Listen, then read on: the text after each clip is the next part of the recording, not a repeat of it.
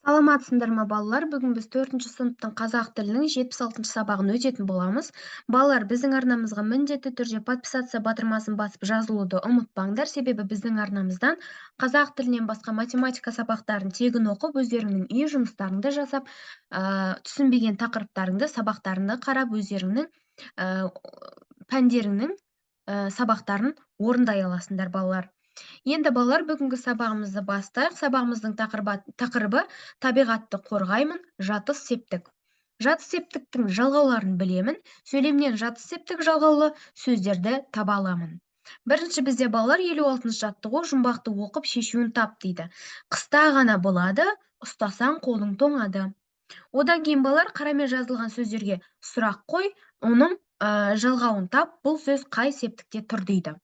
Бірінші балалар осы жұмбақтың шешуін тауып алайық. Ол үшін біз жұмбақты жазып аламыз. Одан кейін жұмбақтың шешуі бұл жерде бізде қар екен, иә? Қыста ғана болады, ұстасаң қолың тоңады. Бұл бізде қар екен. Енді бұл жерде қарамен жазылған сөз қыста сөзі, иә? Ол неде деген сұраққа жауап береді. Яғни бұл сөз жатыс септігінде тұр деген сөз екен, иә? Яғни жатыс септігінің жалғауы жалғанып тұр екен, иә? Та деген жатыс септік жалғауы.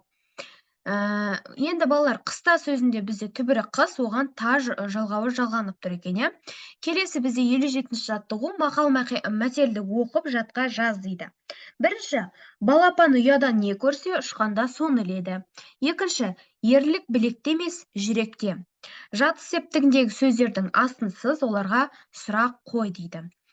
Енді балалар, бірінші осы мақал мәтелдерді жаттап аламыз, одан кейін осылай етіп жазып қоямыз, иә? Енді бұл жерде біріншісінде балапан ұяда не көрсе, ұшқанда соны іледі дегенде, ұяда сөзі жатыс септігінде тұр екен. Неде деген сұрақ қоямыз. Екінші, ерлік білекте емес, жүректе. Бұл жерде екі жатыс септігіндегі екі сөз бар. Біріншісі білекте сөзі, иә? Білекте сөзі неде деген сұраққа жауап береді. Одан кейін жүректе сөзі. Жүректе сөзі неде деген сұраққа жауап береді екен, иә? Барлығы неде деген сұраққа жауап беріп тұр. Енді келесі, жатыс септігіндегі зат есімдер кімде, неде, кімдерде, нелерде, қайда деген сұрақтарға жауап береді. Жатыс септігі атау септігіндегі сөзге даде, тате жалғаулар жалғану арқылы жасалады. Бұл жалғауларды жатыс септік жалғаулары деп атайды екен, балалар. Келесі бізде балалар 58-ші жаттығу мәтінді көшіріп жаз дейді. Арша тасты жерлерде, таулы аймақтарда өседі. Дәрі жасау үшін оның жемісін пайдаланады. Құрамында эфир майы, қант, алма қышқылы, минералды тұз бар.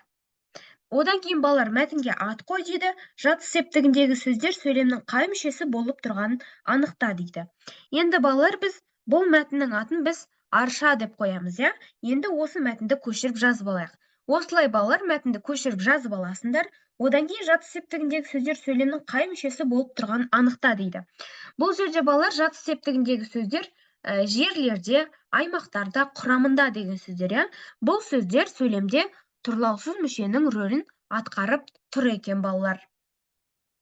Келесі бізде балалар 59-шы жаттығу берілген етістіктердің сұрақтары мен жалғауларын салыстыр, бұларды бір-бірінен қалай айыруға болатыны жөнінде қорытынды жаса дейді. Яғни балалар, бірінші бізде барыс септігі кімге, неге, қайда сұрақтары, жалғаулары қа, ке, ға, ге екен. Жатыс септігінде кімде, неде, қайда сұрақтары және да, де, тате жалғаулары жалғанады екен. Енді барыс және жатыс септігін сұрақтары мен жалғаулары арқылы айыруға болады екен, иә?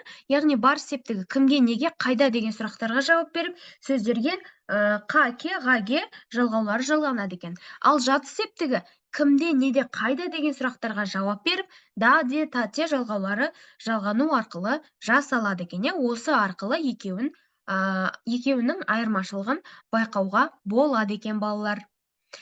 Келесі бізде балалар 60-шы жаттығу сөздерді оқы. Өзен, жайлау, қыс, көген. Осы сөздерге жатыс септік жалғауын жалғап, әр қайсымен сөйлем құрап жаз дейді. Одан кейін жатыс септік жалғауының әртүрлі жалғану себебін түсіндір дейді. Сызбаны пайдаланып, бұл сөздің жатыс септігіндегі сөз екенін дәлелде дейді. Яғни бізде сызба берілген, бұл жатыс септігіндегі сөз, Өйткені ол кімде, неде, қайда деген сұраққа жауап беріп тұр, сөйлемде тұрлаусыз мүше болып тұр дейді. Енді бірінші осы сөздерді жат септікте қойып, яғни өзен, жайлау, құс, көген сөздерін жат септігіне қойып, әрқайсысымен сөйлем құрап жазып алайық. Біріншісі, біздің үйіміздің жанындағы өзенде балықтардың түрлері көп. Екінші, жаз айларында жайлауда атам мен апамның жанында боламын.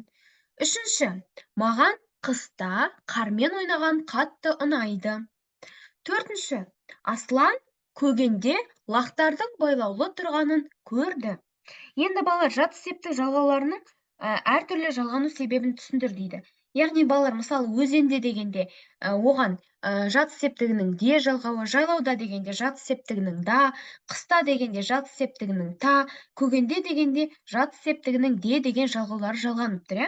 Бұның балалар себебі жат септіктің жалғаулары сөздегі дауысты дыбыстың жуан немесе жіңішке болуына байланысты жалғанады екен. Яғни барлық жалғаулар осы ережені ұстанады екен балалар. Енді сызбаны пайдаланып, бұл сөздердің жат септігіндегі сөздер екенін дәлелде дейді. Енді балалар, өзенде, жайлауда, қыста, көгенде сөздері жат септігіндегі сөздер, өйткені олар қайда, неде деген сұраққа жауап беріп тұр. Және сөйлемде тұрлаусыз мүше болып тұр екен балалар. Келесі бізде балалар 61-ші жаттығу сурет бойынша әңгіме құрастырып айт дейді. Енді балалар, бізде бұл жерде суретте өздерің екі баланы және оның жан-жағында жүрген құстарды көріп тұрмыз. Бұл қыс мезгілінде болған оқиға екен.